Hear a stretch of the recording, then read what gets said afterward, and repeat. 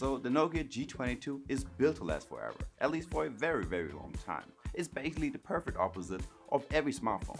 Over here in Germany, you can get this phone for already 180 euros, which is dirt cheap for a smartphone.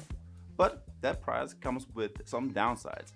But you can still expect to get a decent 50 megapixel camera, a 5000 mAh battery, and a pretty big display. But first, let's take a look at the design and some of the specs. So as I already mentioned, the Nokia G22 is supposed to last for a very long time. One of those reasons is that you can actually fix this phone yourself with the right equipment, so you can swap out the display or even the battery if you want to. The other reason is the robust design. On the front you get Gorilla Glass 3 for some extra protection of the display. The back and the frame is made from recycled plastic, so buying this phone doesn't harm the world as much as with other phones. By the way, when you buy this phone you already get a free rubber case in case you unpack this bugger and instantly want to drop it. And I have to say that I really like that Nokia also uses 100% recycled paper for the box that the Nokia G22 comes in. And it doesn't even look any worse than with other smartphone boxes like the Galaxy A54 or the A34 that I have right here. And apparently the Nokia G22 is IP52 splash resistant, which is alright for a smartphone in that price category. It should be good enough for a few raindrops, but don't take it with you under the shower. So over here we get a 6.5 inch smartphone, which is definitely on the larger side of smartphones. It's definitely too big for one hand.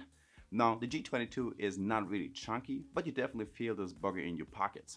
The edges are very flat and you do get a pretty big bezel all around the phone.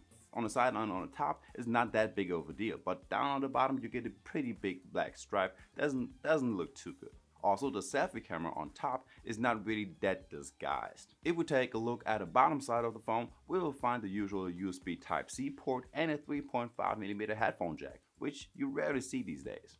On the back side you get 3 camera lenses, which don't stick out that much, and overall you get a pretty decent smartphone for that price point.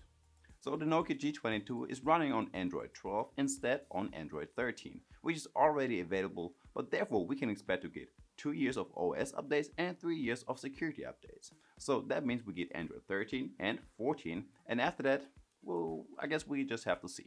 So on the one side of the phone you get a fingerprint sensor, which works just fine and pretty fast as well, and you get a face detection, which seems to be working alright as well. So let's give it a quick try. And it works. So if we take a look into the storage, we see that only a few gigs are occupied by some system relative stuff. By the way, there are 2 different options, so you can either choose between a 64 gigs or 128 gigs of storage. But as for some cool features, there's really nothing that's special. So you can customize your control panel by just holding and dragging features from the lower into the upper bracket. You of course get a whole bunch of different wallpaper and styles, so you can either change the whole wallpaper or just tweak the colors just a bit. By the way, you can also change the app grid layout, so you can change it to a 3x3, 4x4, or just leave it at 5x5 to see the most apps. But that's already all you can expect from a 200 euro smartphone. So let's check out the display and the audio. As I mentioned, you get a pretty big 6.5 inch IPS display with HD plus resolution instead of full HD, which is a little bit of a shame. That means the colors aren't as poppy as with other smartphones, the whites aren't as white, and the blacks are not that deep either. But it should be more than enough to watch some quick YouTube videos on the go. Fast moving pictures are sometimes not that sharp, and the video can get a bit grainy as well. Now over in the display settings of the Nokia G22, you can change between a standard 60Hz refresh rate, or you can bump that up to a 90Hz, which is still not the best, but I guess it's alright-ish. Now over to the audio. So as you can see, we have only one set of stereo speakers on the bottom. That's why you can't expect much of the sound. Now the worst part about the Nokia G22 is definitely the processor. It is running on a Unisoc T series, and that is pretty basic to say the least. The G22 got 4 gigs of RAM available, and that's the same with both models, the 64 and 128 gigs. Now, you can extend your memory with an extra micro SD card, but 4 gigs of RAM is really not a lot, and you really feel it when you swipe on the screen, open up tabs, and just work on your phone. It also plays a big part in games. I play my usual car racing games, which doesn't require a whole lot, but even that game is laggy sometimes.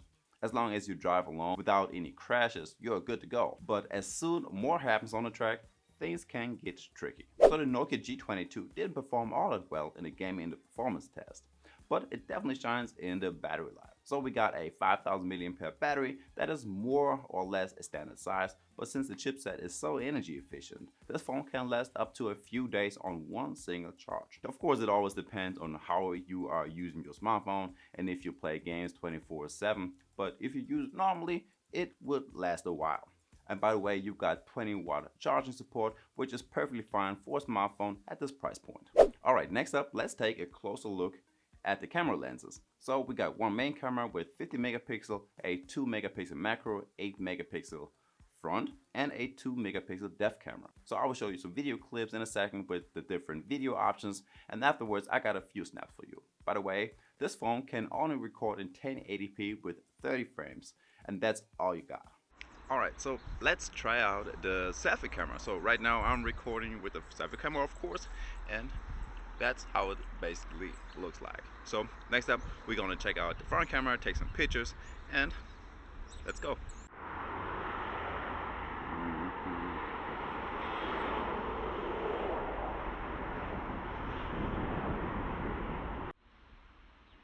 So now I'm recording in 1080p with 30 frames per second, since this is the only one or the only mode that you have available for this smartphone.